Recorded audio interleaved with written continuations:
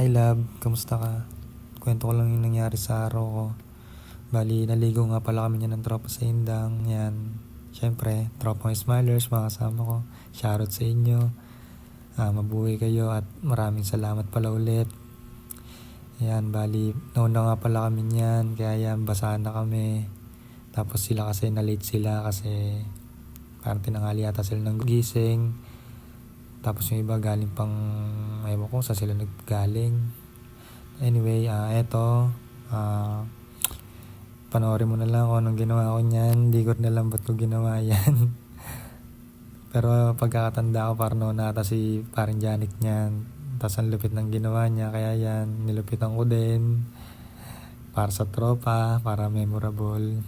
Kasi yan, shoutout nga pala kay parang Upro sa nagbibideo. Maraming salamat sa iyo.